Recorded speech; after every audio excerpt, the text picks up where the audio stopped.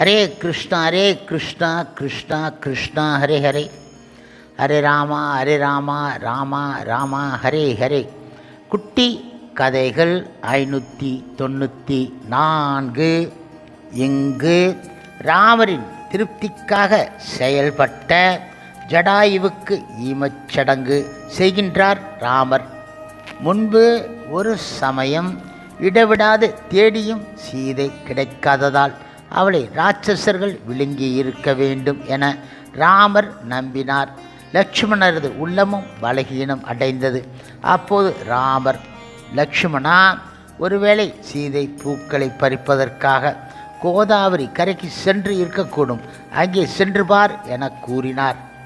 லக்ஷ்மணர் கோதாவரியில் இருந்து சீதை இல்லாமல் திரும்பியதைக் கண்ட ராமர் தாமே நதிக்கரைக்கு சென்று அங்குள்ள மரங்கள் இடமும் விலங்குகள் இடம் அவளை குறித்து விசாரித்தார்.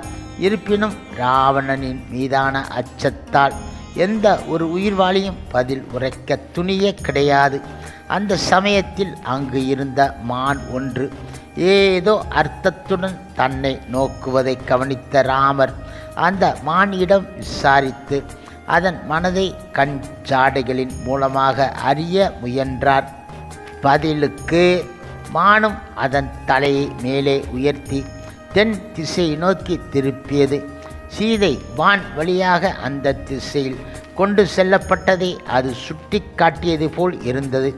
மானின் அந்த செய்தியை புரிந்து கொண்ட லக்ஷ்மணர், நாம் தெற்கு நோக்கி சென்றால் ஏதாவது தகவல் கிடைக்கலாம் என ஆலோசனை கூறினார். இப்படியாக அந்த திசையில் விரைந்தபோது வழியெங்கும் மலர்கள் சிதறி கிடப்பதை அவர்களால் காண முடிந்தது. அவை சீதைக்கு தம்மால் வழங்கப்பட்டவை என்பதை அடையாளம் கண்ட ராமர் அருகில் இருந்த மலையை நோக்கி, இந்த வழியில் வந்த சீதை இங்கிருந்து எங்கே சென்றாள் என அதனிடம் வினவினார். பதில் ஏதும் வராததால் ராமர் கடும் சினம் கொண்டு, வலிமை வாய்ந்த மலையே, நீ எனக்கு பதில் அளிக்கவில்லை என்றால் எனது அம்புகளால் உன்னை சுக்குநூறாக நொறுக்கி விடுவேன் என அதனிடம் கூறினார். ராமர் சிவந்த கண்கள் உடன் தமது அச்சுறுத்தும் பார்வை மலையின் மீது செலுத்திய போதும் அங்கிருந்து பதில் கிடைக்கவில்லை. அதன் மீது அம்புகளை எய்ய ராமர் தயார் ஆன தருணத்தில் லக்ஷ்மணர் சீதையின் கால் தடத்தையும் அதன் உடன் மிகப்பெரிய ராட்சசனின் தடத்தையும் அங்கே சுட்டி காட்டினார். அந்த கால் தடங்களை பின்பற்றிய ராமர் லக்ஷ்மணர் இறுதியில் ராவணனது ஒடிந்த அம்பு, வில், நொறுங்கியிருந்த ரதத்தின் பாகங்கள் மற்றும் சீதையின் உடைந்து போன ஆபரண துண்டுகளை கண்டார்கள். அங்கே இரத்த துளிகளை கண்டபோது நர மாமிசம் உண்பவர்கள் இருவர் அந்த இடத்தில் சீதைக்காக சண்டையிட்டதைப் போல தோன்றியதால் சீதையை ராட்சசர்கள் நிச்சயமாக விழுங்கியிருப்பார்கள் என ராமர் முடிவு செய்தார். மடிந்து கிடந்த கோவேறு கழுதைகளையும் நொறுங்கி கிடந்த ரதத்தையும் சிதறி கிடந்த ஆயுதங்களையும் கண்ட ராமர் உறுதி பூண்டார். சீதையை கொன்றதற்கு பதில் அடியாக ராட்சசர்கள் அனைவரையும் இன்றே அழித்து பழி தீர்த்துகிறேன். இதில் இருந்து எந்த ராட்சசனும் தப்ப முடியாது. உபயோகம் அற்ற இந்த தேவர்கள் எனது ஆதரவற்ற மனைவியை காக்க ஏன் எதுவும் செய்ய கிடையாது.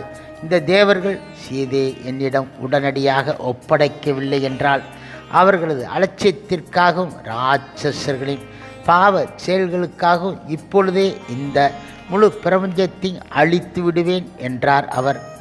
முழுமுதற் கடவுள் மற்றும் பரமபுருஷ பகவான் ஸ்ரீ கிருஷ்ணரின் அவதாரமான ராமருடைய கண்கள் கடுஞ்சினத்தால் சிவந்தன.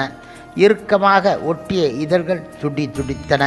லக்ஷ்மணர் இடமிருந்த தமது வில்லை வாங்கி பிரபஞ்சத்தை அழிக்கக்கூடிய ஒரு பயங்கரமான அம்பினை நாணில் பொருத்தினார். அதனை கண்டு அஞ்சிய லக்ஷ்மணர் இருகரம் கூப்பி வேண்டினார், அண்ணா, நீங்கள் இயற்கையாகவே சாந்தமான தன்மை உடையவர், சுய கட்டுப்பாடு மிக்கவர், எல்லா உயிர்வாளிகளின் நலனை விரும்புபவர். ஆகவே கோபத்தினால் அவசரப்பட்டு இயல்பான நற்குணங்களை துறந்து விடாதீர்கள். இங்கே ஒரே ஒரு ரதம் மட்டும் உடைந்து இருக்கின்றது என்பதை வைத்து இந்த சண்டையில் ஒரே ஒரு ராட்சசன் மட்டுமே ஈடுபட்டு இருக்கிறான் என எனக்கு தெளிவு ஆகின்றது. நாம் தொடர்ந்து சீதையை தேடுவோம். அவ்வாறு தேடியும் நம்மால் அவளை கண்டுபிடிக்க இயலவில்லை என்றால் நீங்கள் நினைத்தவாறே செயல்படலாம். அன்புள்ள சகோதரனே, துன்பம் தவிர்க்க முடியாதது என்பதால் நீங்கள் பொறுமை காக்க வேண்டும். வாழ்வின் துன்பங்களை நீங்களே பொறுத்து கொள்ள முடியாத போது சாதாரண மனிதனிடம் நாம் அதை எவ்வாறு எதிர்பார்க்க முடியும்?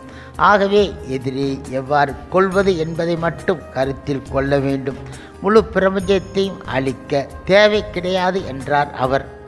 லக்ஷ்மணர் இவ்விதமாக ராமரை தேற்றியவாறே அவரது தாமரை திருவடிகளை பிடித்து கொண்டு அவரை படிப்படியாக சமாதானப்படுத்தினார். அம்பை தொடுப்பதிலிருந்து பின்வாங்கிய ராமர் மொத்த ஜனஸ்தானத்தில் ஓர் இடம் கூட விடாமல் தேடலாம் என்ற லக்ஷ்மணரது ஆணையை ஏற்றுக்கொண்டார்.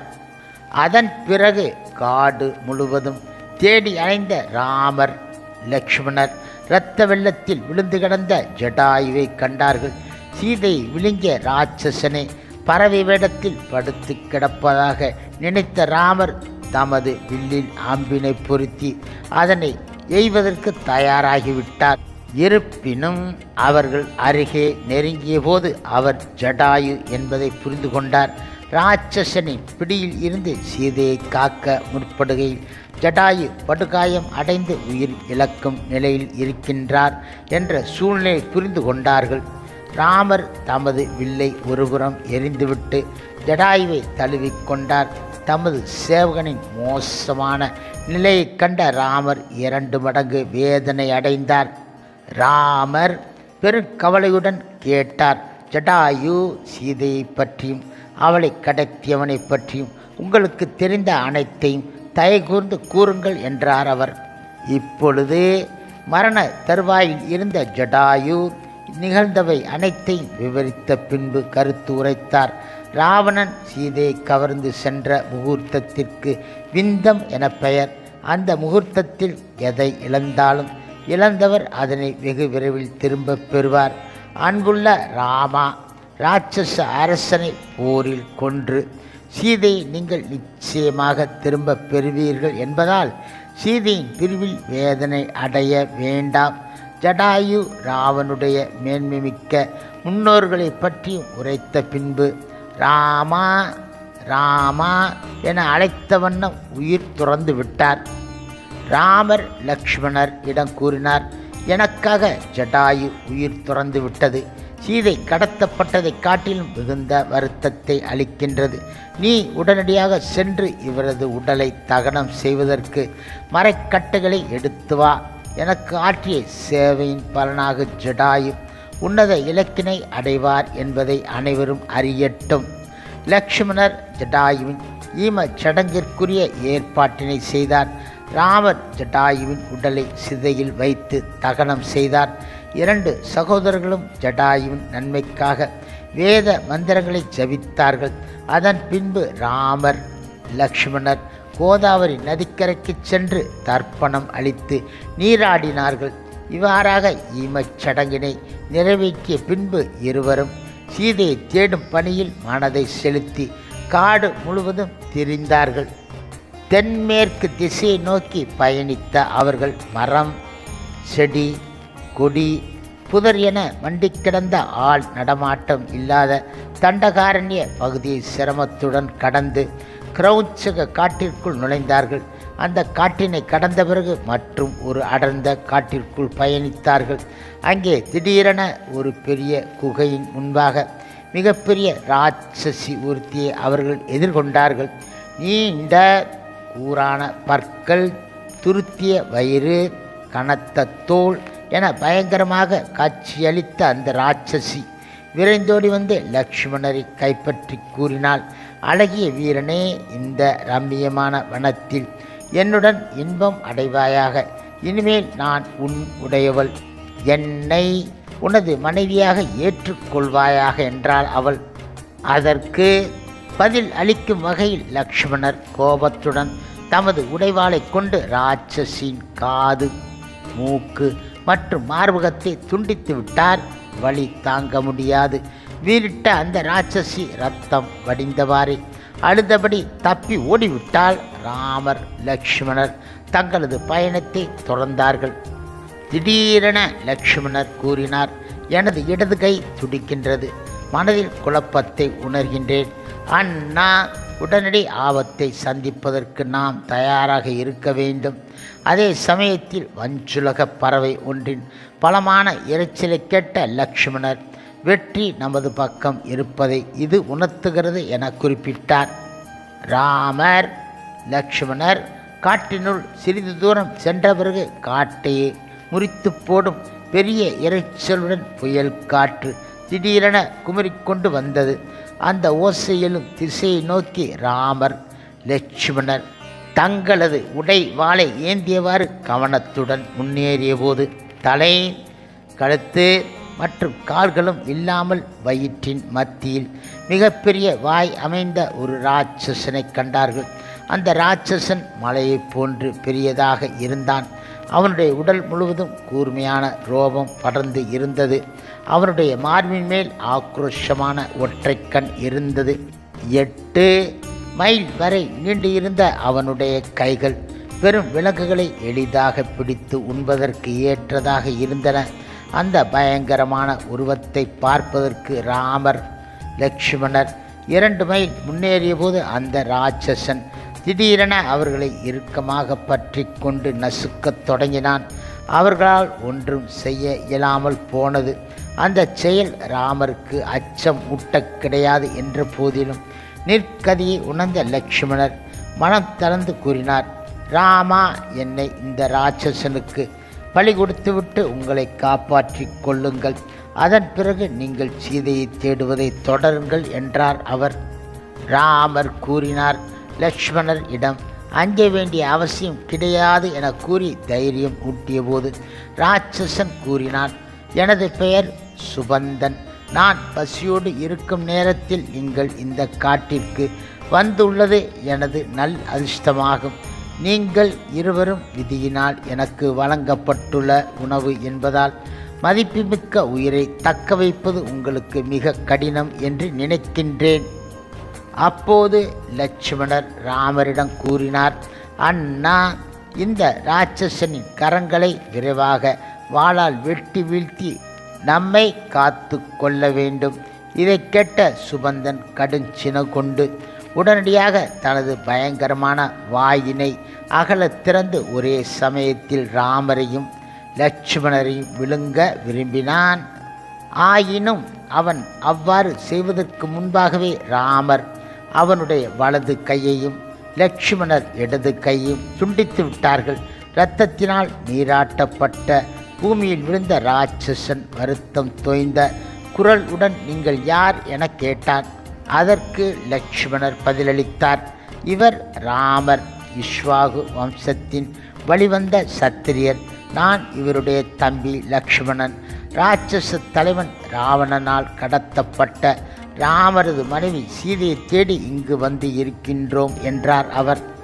இப்பொழுது ராமரது பெயரை கேட்டு பேரானந்தம் அடைந்த சுபந்தன் அவர்களை நோக்கி கூறினான், நான் பெரும் பேறு பெற்றவன். நீங்கள் என்னை விடுவிக்கவே இங்கு வந்து இருக்கின்றீர்கள்.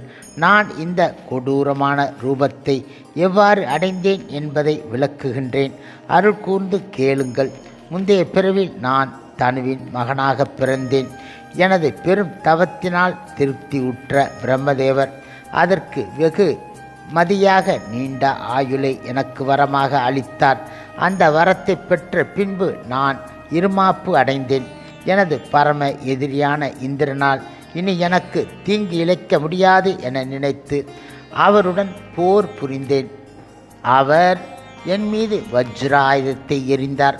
வஜ்ராயுதம் என் மீது பாயவே எனது தலையும் கால்களும் எனது உடலுக்குள்ளே புதைந்து போய்விட்டன.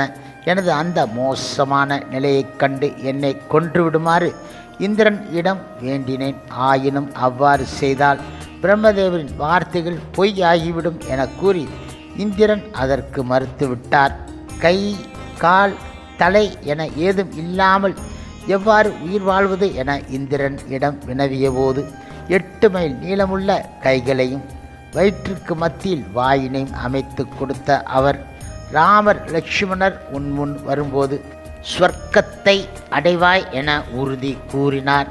அன்று முதல் எனது நீண்ட கைகளினால் காட்டு விலங்குகளை பிடித்து இழுத்து புசித்து வருகின்றேன். என்றாவது ஒரு நாள் இந்திரன் குறிப்பிட்டபடி அந்த ராமரை பிடிப்பேன் என்ற நம்பிக்கையோடு வாழ்ந்து இருந்தேன். ஒரு முறை முனிவர் ஒருவரை கோரமான உருவத்துடன் தொந்தரவு செய்தபோது அந்த பயங்கரமான உருவத்தையே நித்தியமாக பெற்றிருக்குமாறு அவர் என்னை சபித்து விட்டார். அவரிடம் சாப விமோச்சனத்திற்காக வழிமுறைகளை கூறுமாறு நான் மன்றாடி அழுதேன். ராமரின் கையினால் தகனம் செய்யப்பட்ட பிறகு உனது உண்மை உருவை திரும்பப் பெறுவாய் என அவர் உறுதியளித்தார். தற்போது நான் உம்மால் விடுவிக்கப்பட்டு இருக்கின்றேன். எனது மரணத்திற்கு பிறகு வலிமை மிக்க நண்பர் ஒருவரை உங்களுக்கு தெரிவிக்கின்றேன். அவர் உங்களது விரும்பிய இலக்கினை அடைய உதவுவார். அப்போது ராமர் கூறினார், எனது மனைவி சீதையினை ராவணன் என்னும் இராட்சச தலைவன் கடத்தி சென்று இருக்கின்றான். அவனுடைய பெயர் மட்டும் அறிவேன். அவனுடைய தோற்றம், இருப்பிடம் என அவனை பற்றி வேறு எதையும் அறியேன். பெரிய குழிக்குள் உன்னை தள்ளி உன் உடலை எரித்து விடுகின்றேன். அப்போது நீ விரும்பிய இலக்கை அடைந்து விடுவாய். பதிலுக்கு ராவணன் குறித்த தகவல்களை எங்களுக்கு நீ வழங்க வேண்டும். அதற்கு சுபந்தன் பதிலளித்தான், என்னை மன்னியுங்கள், எனக்கும் ராவணனை பற்றி எதுவும் தெரியாது. இருப்பினும் தகனத்திற்கு பின்பு உலகமும் பயணித்துள்ள ஒருவரை பற்றிய தகவலை என்னால் வழங்க இயலும். இராட்சச அரசன் இடத்தை கண்டுபிடிப்பதில் அவர் உங்களுக்கு உதவுவார். சிறிது நேரத்தில் ராமர் லக்ஷ்மணர் சுபந்தனின் பெரிய உடலை ஒரு மலை குகைக்கு எடுத்துச் சென்றார்கள். லக்ஷ்மணர் ஏற்பாடு செய்த சிதையில் சுபந்தன் கிடத்தப்பட்டான். அவனது கொளுத்த உடல் எரியத் தொடங்கியதும் அந்த காட்சி ஒரு பெரிய நெய் உருண்டை எரிவது போல் தோன்றியது. அதன் பிறகு நெருப்பில் இருந்து தேவலோக உருவில் வெளிவந்த சுபந்தன் சிறந்த உடையணிந்து ஆபரணங்களாலும் மாலைகளாலும் அலங்கரிக்கப்பட்டு இருந்தான். அன்னங்கள் பூட்டப்பட்ட தேவலோக விமானத்தில் அமர்ந்த சுபந்தன் ராமரை நோக்கி கூறினான், அமைதியை நிலைநாட்டுதல், போர் தொடுத்தல், கொலை செய்தல், படைபலத்தை அதிகரித்தல், உட்பூசலை ஏற்படுத்துதல், மற்றவரின் உதவி நாடுதல் ஆகிய 6 வழிகளில் அரசியல் இடர்பாடுகளை எல்லாம் மனைவியை இழந்து பெரிய இன்னலை அனுபவிக்கும் நீங்கள் அதே நிலையில் உள்ள மற்றொரு உதவியை நாடினால் உங்களது மனைவியை மீட்க முடியும். வானர்களின் அரசரான சுக்ரீவன் அதற்கு நபராவார். அவர் தமது அண்ணனும் இந்திரனின் புதல்வனுமான வாலியினால் நாடு கடத்தப்பட்டு தலைமறைவாக வசிக்கின்றார். ஆகையால் நீங்கள் சுக்ரீவன் உடன் நட்புறவை ஏற்படுத்தி கொள்ளுங்கள். ரிஷராஜனுடைய மனைவியின் கருவில் சூரியதேவனால் பெற்றெடுக்கப்பட்ட சுக்ரீவனுக்கும் இப்போது உதவி தேவைப்படுகின்றது. அவர் தற்போது 4 வானர்கள் உடன் பம்பை ஏரிக்கு அருகில் உள்ள ரிஷ்யமுக மலையில் வசித்து வருகின்றார் என்றார் அவன். முதலில் பம்பை ஏரிக்கு செல்லுங்கள். அது வினோதமான பறவைகள் நிறைந்துள்ள ரம்மியமான தலமாகும். அங்குள்ள பறவைகள் ஒருபோதும் மனிதர்களால் காயப்படுத்தப்பட்டது கிடையாது என்பதால் அவை மனிதர்களை கண்டு அஞ்சுவது கிடையாது. நீங்கள் அந்த பறவைகளுக்கும் அங்குள்ள மீன்களுக்கும் உணவு அளித்துவிட்டு அங்கே ஒரு தபஸ்வியாக வாழும் சபரி என்னும் மூதாட்டியை சந்தேயுங்கள். அங்குள்ள சூழல் முழுவதும் பூத்து குலுங்கும் வாடா மலர்களால் அழகூட்டப்பட்டு இருக்கும். மதங்க ரிஷியின் சீடர்கள் காட்டில் இருந்து பழம், கிழங்கு மற்றும் மலர்களை சேகரித்த சமயத்தில் அவர்களது வேர்வில் இருந்து அந்த வாடா மலர்கள் தோன்றின. முனிவரான மதங்கர் தமது உடலை பல ஆண்டுகளுக்கு முன்பு பம்பை ஏரியில் துறந்து விட்டார். அதன் பிறகு தபஸ்வியான இந்த சபரி அவரது சீடர்களுக்கு தொண்டு ஆற்றி வந்தாள். மதங்க முனிவரின் சீடர்களும் மேல் உலகம் சென்று விட்டார்கள். ஆயினும் பிரம்மலோகம் செல்வதற்கு முன்பாக உங்களை தரிசிக்க வேண்டும் என்பதற்காக சபரி இன்னும் அங்கே வாழ்ந்து வருகின்றாள். வாலியின் தாக்குதலுக்கு அஞ்சியுள்ள சுக்ரீவன் பம்பை ஏரிக்கு அருகில் உள்ள ரிஷ்யமுக மலையின் பெரும் குகை ஒன்றில் வாழ்ந்து வருகின்றார். சுக்ரீவன் விசுவாசம் உள்ளவர், அறிவாளி, பரந்த மனப்பான்மை, துணிவும் வல்லமையும் படைத்தவர். அவருடன் உடன்படிக்கை செய்து கொள்வதால் உங்களுக்கு நன்மை விளையும். அவர் இராட்சசர்களை பற்றிய அனைத்தையும் அறிந்தவர். அவரது ஆட்களால் சீதையை கண்டுபிடிக்கும் வரை இந்த பூ உலகம் முழுவதையும் சுற்றி வர முடியும். இந்த தகவல்களை கூறிய பின்பு சுபந்தன் பகவான் ராமரிடம் விடைபெற்று சொர்க்கத்திற்கு ஏற்றம் பெற்றான். அதனைத் தொடர்ந்து ராமர், லக்ஷ்மணர் சுபந்தனது வழிகாட்டுதலை பின்பற்றி அங்கிருந்து புறப்பட்டார்கள்.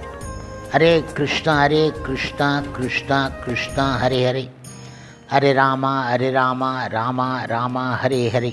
சில பிரபுபாதரின் சேவையில் இஸ்கான் பக்தர்கள்.